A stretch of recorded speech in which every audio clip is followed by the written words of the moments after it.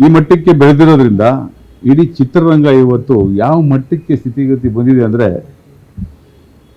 Cinema ಮಾಡೋಕ್ಕೆ ಭಯ ಆಗ್ತಾ ಇದೆ ಇಲ್ಲಿ. ಇವತ್ತು ಸಿನಿಮಾ ಯಾರಿಗೆ ಮಾಡ್ತಾ ಇದ್ವಿ?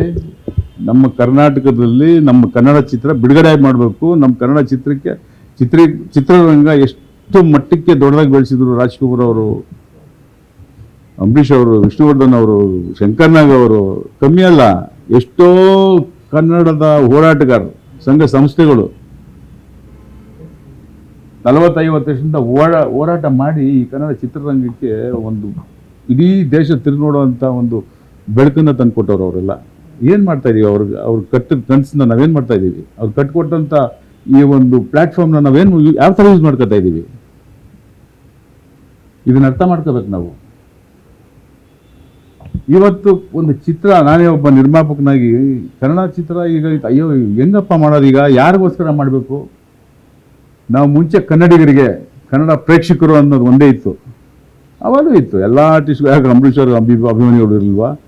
ವಿಷ್ಣು ಸರ್ಗೆ ಅಭಿಮಾನಿಗಳು ಇರಲ್ವಾ? ಶಿವಣ್ಣ ಅವ್ರಿಗೆ, ಎಲ್ಲ ಹೀರೋಗಳಿಗೂ ಅವರಾದಂಥ ಒಂದು ಅಭಿಮಾನಿಗಳು ಇದ್ದಾರೆ. ಎರಡು ಚಿತ್ರ ನೋಡೋರು ಅವರು ಅಭಿಮಾನಿಗಳು. ಈಗ ನೀವೆಲ್ಲರೂ ನಾವೆಲ್ಲ ಇದ್ದೀವಿ, ಯಾವುದೋ ಒಬ್ಬ ಹೀರೋ ಅಭಿಮಾನಿಗಳೇ ನಾವು. ಒಳ್ಳೆ ಚಿತ್ರ ಬಂದಾಗ ಎಲ್ಲ ಚಿತ್ರ ನೋಡ್ತೀವಿ ನಾವು. ಈಗ ಹೆಂಗೆ ಅಂದರೆ ಒಂಥರ ಇಂಡಿಯಾ ಪಾಕಿಸ್ತಾನ ಥರ ಆಗ್ಬಿಟ್ಟಿದೆ ಇದು ನಮ್ಮ ಕನ್ನಡ ಚಿತ್ರರಂಗ.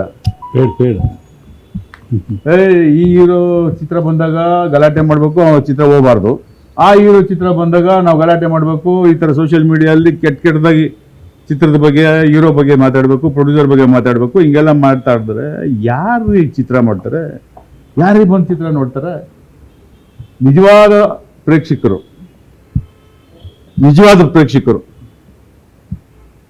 ಇದನ್ನೆಲ್ಲ ನೋಡ್ತಾ ಇದ್ರೆ ಯಾಕಪ್ಪ ಬೇಕು ಅಂತ. ಎಷ್ಟೋ 3-4 ಭಾಷೆ ಚಿತ್ರಗಳು ಬಿಡುಗಡೆ ಆಗ್ತಾ ಇದ್ದೀನಿ. ಆ ಬಿಡುಗಡೆ ಆಗೋ ಭಾಷೆ ಏನಾಗುತ್ತೆ? ಕನ್ನಡದಲ್ಲಿ ಡಬ್ ಮಾಡ್ತಾವ್ರೆ. ನಾವು ಈ ಚಿತ್ರಗಳು ನೋಡ್ಕೊಂಡು ಇರೋಣಪ್ಪ ಅಂತಾರೆ. ಇವತ್ತು ಎಷ್ಟು ಚಿತ್ರ ಬಿಡುಗಡೆ ಆಗ್ತಾ ಇದೆ ಸರ್ ಕನ್ನಡ? 200, 250, 300 ಪಿಕ್ಚರ್ ಎಷ್ಟು ಆಗ್ತಾ ಇದೆಯಲ್ಲ? ಇದು 30ಕ್ಕೆ ಬರಬೇಕಾ? ಬರುತ್ತೆ. ಹಿಂಗೆ ಇದ್ದರೆ ಕನ್ನಡ ಚಿತ್ರರಂಗಕ್ಕೆ 30-50 ಪಿಕ್ಚರ್ ಮೇಲೆ ಆಗೋದಿಲ್ಲ ಇನ್ನು 2-3 ವರ್ಷದಲ್ಲಿ, ಇವತ್ತಿರೋ ಪರಿಸ್ಥಿತಿಯಲ್ಲಿ. ದಯವಿಟ್ಟು ಈ ಫ್ಯಾನ್ಸ್ ಅನ್ನೋರಿಗೆ ನನ್ನ ರಿಕ್ವೆಸ್ಟ್ ಮಾಡಿ ಕೇಳ್ಕೊತೀನಿ, ನೀವು ಆಗಿ ಯಾವುದೇ ಒಬ್ಬ ನಾಯಕ, ನಟ, ನಾಯಕಿ, ಯಾರೋ ಹೀರೋಯಿನ್ ಫ್ಯಾನ್ಸ್ ಆಗೋದು ತಪ್ಪಲ್ಲ. ಈ ಧೋರಣೆ ಇರಬಾರ್ದು, ಮಾಡೋಕ್ಕೆ ಹೋಗ್ಬೇಡಿ. ದಯವಿಟ್ಟು ಚಿತ್ರರಂಗದ ಪರವಾಗಿ ನಾನು ನಿಮ್ಮಲ್ಲಿ ಕೈ ಮುಗಿ ಕೇಳ್ಕೊತಾ ಇದ್ದೀನಿ. ಆಗಿರೋ ತಪ್ಪನ್ನು ಸರಿಪಡಿಸ್ಕೊಂಡು ನೀವೇ ಬನ್ನಿ.